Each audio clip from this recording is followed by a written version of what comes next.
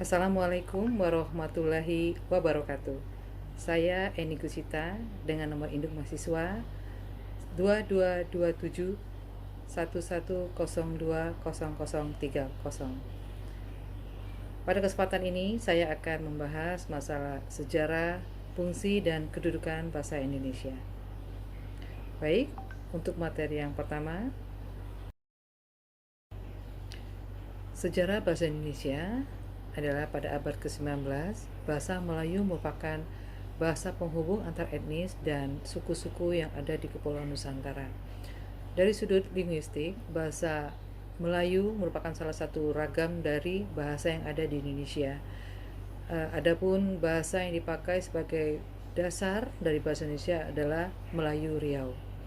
Selain bahasa Indonesia digunakan sebagai penghubung antar etnis dan suku-suku di Kepulauan Nusantara, bahasa Melayu juga dipakai di perdagangan internasional, baik itu antara pedagang-pedagang domestik maupun dari pedagang-pedagang asing di luar Indonesia.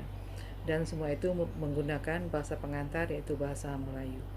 Alasan kenapa bahasa Melayu dipilih menjadi bahasa nasional bagi bangsa yang ada pada saat itu, yaitu salah satunya bahasa Jawa itu lebih sulit untuk dipakai dan dipelajari karena memiliki ribuan morfem-morfem dan struktur gramatikalnya yang terlalu rumit. Kemudian dari dokumen-dokumen yang ditemukan diketahui bahwa orang-orang dari Arab, Persia, dan Cina pernah datang ke Kepulauan Sriwijaya untuk belajar agama Buddha. Selain itu, di abad ke-7, Kerajaan Sriwijaya merupakan pusat internasional pembelajaran agama Buddha dan negara-negara yang sangat terkenal dan maju perdagangannya kala itu bahasa Melayu merupakan bahasa pengantar dalam belajar bahasa Buddha. Bukti-bukti yang menyatakan akan hal itu antara lain prasasti yang diketemukan di kota Palembang, yaitu Kedukan Bukit. Kemudian bahasa Melayu kuno juga ditemukan di Jawa Tengah dan Bogor.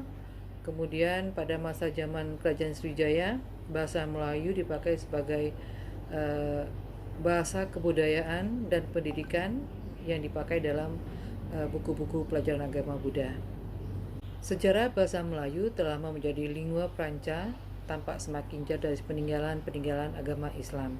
Dan juga pada abad ke-15 Masehi, berkembang varian baru bahasa Melayu yang disebut sebagai bahasa Melayu klasik dan bahasa Melayu tinggi. Pada masa Melayu tinggi banyak dipengaruhi oleh kosakata bahasa Arab, bahasa Parsi, dan juga akibat dari penyebaran agama Islam yang mulai masuk ke Nusantara. Seperti bahasa Arab yang masuk masjid, kalbu, saudagar, tamasya, tembakau, dan itu salah satu dari beberapa kata-kata yang diserap dari bahasa Arab ke bahasa Melayu. Pada masa penjajahan ataupun perdagangan Portugis dan Belanda dan Spanyol, juga Inggris, mereka banyak mempengaruhi perkembangan bahasa Melayu, bahasa Portugis misalnya, banyak kata-kata yang diambil dari kebiasaan Eropa dalam kehidupan sehari-hari, seperti kata-kata baru seperti gereja, sepatu, sabun, bola, bolu, dan jendela. Adapun bahasa Belanda memperkaya kosakata Melayu di bidang administrasi dan kegiatan resmi, misalnya dalam upacara-upacara dan kemiliteran. Teknologi kata-katanya adapun asbak, polisi, kulkas, knalpot, dan stempel, semua itu diadopsi dari bahasa-bahasa Belanda. Para pedagang dari Cina juga ikut memperkaya kosakata bahasa Melayu yang ada di Nusantara kala itu, ya, berkaitan dengan perniagaan ataupun kegiatan sehari-hari.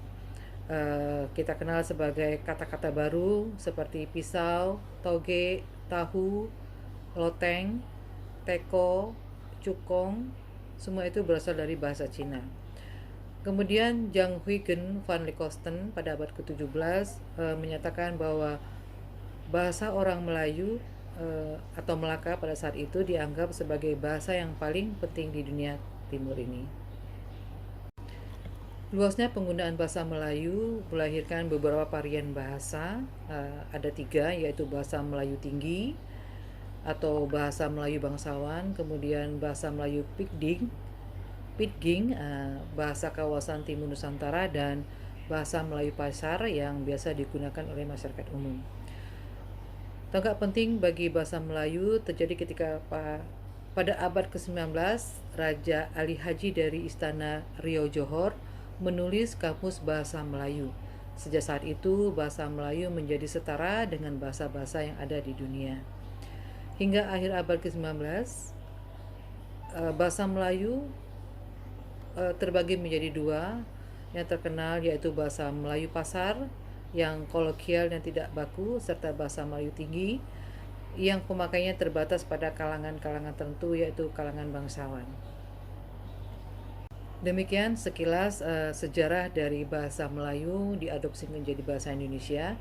Kemudian peresmian bahasa Indonesia pada tahun 1928, bahasa Melayu mengalami perkembangan yang luar biasa melalui tokoh-tokoh yang mempunyai latar belakang yang ada di Nusantara untuk menetapkan bahasa Indonesia sebagai bahasa persatuan Indonesia. Kesadaran itu memotivasi para pemuda se-Nusantara untuk berkumpul dan membuat ikrar. Berbangsa satu, bangsa Indonesia, bertanah air satu, tanah air Indonesia, menjunjung tinggi bahasa persatuan bahasa Indonesia. Tonggak sejarah bahasa Indonesia itu banyak sekali peristiwanya, antara lain tahun 1801 disusunlah ejaan resmi bahasa Melayu oleh Van Hopkinson yang dibantu oleh Pak Nawawi Sultan M. Nur sebagai ejaan dalam kitab logat Melayu. Kemudian tahun 1908 kolonial Belanda mendirikan Badan Penerbit Buku yang kemudian pada tahun 1917 menjadi Balai Pustaka. Kemudian pada tanggal 16 Juni 1927 Datuk Cahya Kayu pertama kali menggunakan bahasa Indonesia dalam pidatonya di sidang Polskrat Dewan Rakyat yang menggunakan bahasa Indonesia. Kemudian di tanggal 28 Oktober 1998 diselenggarakan Sumpah Pemuda yang salah satunya adalah pengakuan terhadap eksistensi bahasa Indonesia sebagai bahasa persatuan. Kemudian di tahun 1933 sebuah angkatan sastrawan muda menamakan dirinya sebagai penjaga baru yang dipimpin oleh Sultan Takdir Ali Sabana. Kemudian di tahun 1936 Sultan Takdir Ali Sabana juga menyusun tata bahasa baru Indonesia. Kemudian pada tanggal 25-28 Juni 1938 dilangsungkan kongres pertama bahasa Indonesia di Solo dengan tujuannya yaitu pembinaan dan pengembangan bahasa Indonesia yang dilakukan secara sadar oleh cendekiawan dan budayawan yang ada di Indonesia pada saat itu. Pada tanggal 18 Agustus 1945 ditandatangani Undang-Undang Dasar di mana secara resmi di pasal 36 menetapkan bahwa bahasa Indonesia adalah bahasa negara Republik Indonesia. Kemudian di 16 Agustus 1972 Bapak Presiden Soeharto meresmikan penggunaan ejaan bahasa Indonesia yang disempurnakan melalui pidato kenegaraannya di sidang DPR. Dan di tanggal 28 sampai 2 November 1978 diselenggarakannya Kongres Bahasa Indonesia yang ketiga di Jakarta untuk membahas kedudukan dan fungsi bahasa Indonesia. Kemudian di 21 sampai 26 November 1983 diselenggarakan Kongres Bahasa Indonesia yang keempat juga di Jakarta dengan tujuan penggunaan bahasa Indonesia dengan baik dan benar sehingga dapat tercapai bahasa yang maksimal. Kemudian di tanggal 28 Oktober sampai 3 November 1988 juga diselenggarakan Kongres Bahasa Indonesia yang kelima di Jakarta. Tujuannya yaitu membuat kamus bahasa Indonesia dan tata bahasa baku yang baik dan benar. Di tanggal 28 Oktober dan 2 November 1993 diselenggarakan Kongres Bahasa Indonesia yang ke-6 di Jakarta di mana kongres tersebut mengusulkan agar pusat pembinaan dan pengembangan bahasa Indonesia status menjadi lembaga bahasa Indonesia. Dan di 26 sampai 30 Oktober 1998 diselenggarakan Kongres Bahasa Indonesia yang ke-7 di Hotel Indonesia dengan tujuan yaitu agendanya mengusulkan dibentuknya Badan Pertimbangan Bahasa. Gerakan masyarakat yang mempengaruhi perkembangan bahasa Indonesia yaitu lahirnya Budi Utomo, Balai Pustaka, Sumpah Pemuda, dan Sarekat Islam. Lahirnya bahasa dan sastra Indonesia itu ada beberapa pendapat yang menyatakan kapan lahirnya bahasa Indonesia. Antara lain ada yang menyatakan pada tahun 1945 lahirnya karena bertepatan dengan penandatanganan Undang-Undang Dasar 1945 di mana tercantum bahasa Indonesia di ayat 36. Kemudian ada yang menyatakan bahwa bahasa Indonesia lahir tahun 1933 karena pada saat itu terbit sebuah majalah pujangga baru. Kemudian ada yang menyatakan bahwa bahasa Indonesia lahir di 1928 karena pada saat itu para pemuda mencetuskan Sumpah Pemuda dan mengikrarkan bahwa bahasa Indonesia merupakan bahasa persatuan. Kemudian ada yang menyatakan di tahun 1920 di mana muncullah karya-karya sastra yang baru, pujangga-pujangga baru asli dari Indonesia seperti Azab dan Sengsara itu oleh Siregar, Merari Siregar, dan Situ Nurbaya yang ditulis oleh Bapak Mara Rusdi. Kemudian ada juga yang menyatakan bahwa bahasa Indonesia itu lahir di 1908 karena pada saat itu muncullah organisasi yang pertama yaitu Budi Utomo, di mana bahasa Indonesia digunakan oleh para pemimpin-pemimpin selanjutnya. Poin ke-6 itu perkembangan bahasa Indonesia di era kemerdekaan.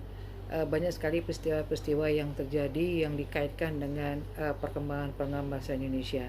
Seperti yang sudah saya utarakan di awal tadi sebelum ini bahwa adanya peresmian ejaan Republik Indonesia pada tahun 1947, kemudian ada penggunaan ejaan resmi YD di tahun 1972, kemudian ada bahasa Indonesia digunakan secara resmi oleh Bapak Presiden Soeharto kala itu, kemudian ditambah lagi dengan berbagai tingkatan-tingkatan yang Kongres Bahasa Indonesia yang dari angkatan yang pertama itu di Medan sampai ke Kongres Bahasa Indonesia yang ke-7 semuanya dilakukan di Jakarta, dan itu perkembangan di mana bahasa Indonesia sangat berkembang pesat. Kemudian poin ke-7 itu perkembangan ejaan bahasa Indonesia. Pada awalnya bahasa Indonesia memiliki beberapa jenis ejaan seperti ejaan Panophuisen, kemudian ejaan Republik, ketiga ejaan Melindo atau bahasa Melayu, kemudian keempat bahasa Indonesia yang disempurnakan IED. Kemudian fungsi dan kedudukan bahasa Indonesia.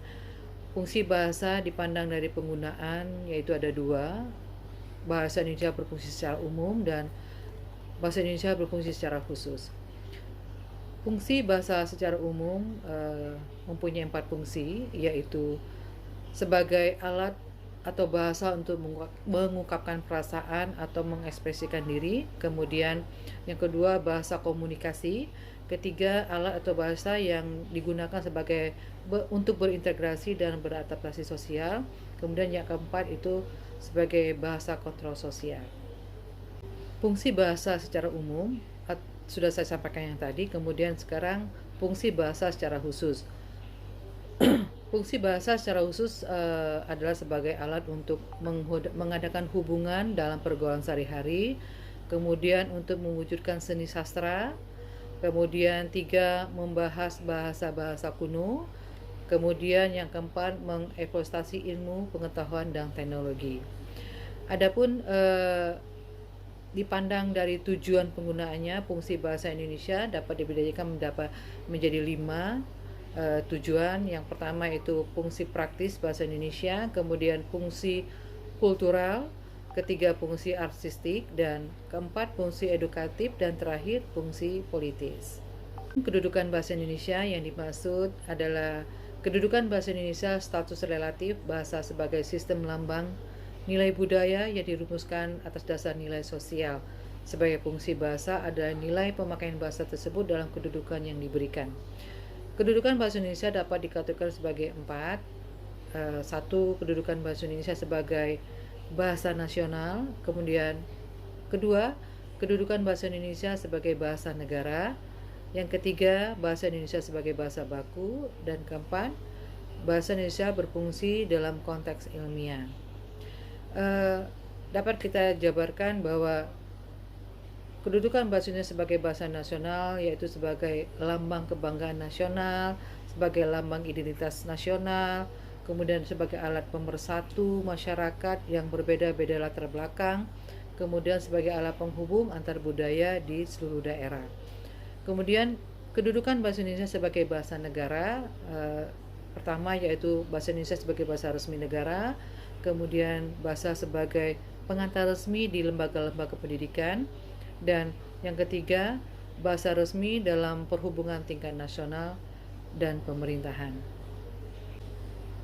Untuk poin yang ketiga itu bahasa Indonesia baku, yaitu bahasa Indonesia yang digunakan oleh orang-orang terdidik dan dipakai sebagai tolak banding penggunaan bahasa Indonesia yang baik dan benar. Kemudian bahasa Indonesia baku dipakai dalam beberapa kategori. Pertama itu sebagai komunikasi resmi seperti surat menyurat secara resmi, peraturan-peraturan pemerintah, pengumuman, serta undang-undang yang diterbitkan.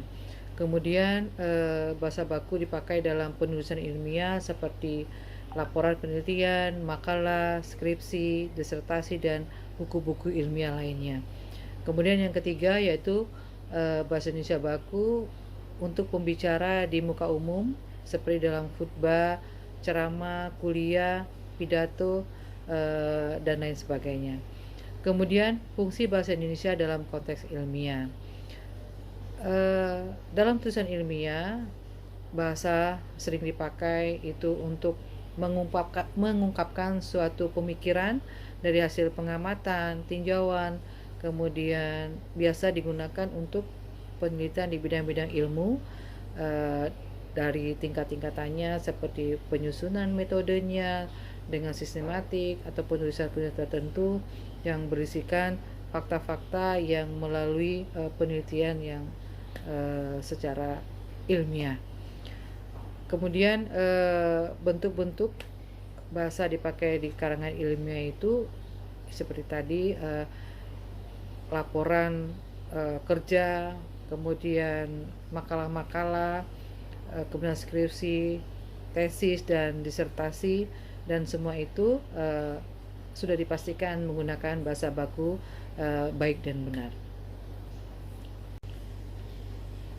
Baik, alhamdulillah demikianlah paparan saya pada kesempatan ini dalam bahasan sejarah, fungsi, dan kedudukan bahasa Indonesia. Saya mohon maaf apabila banyak sekali kekurangan di sana sini, dan saya akhiri. Wabillahi taufiq wa hidayah. Wassalamualaikum warahmatullahi wabarakatuh.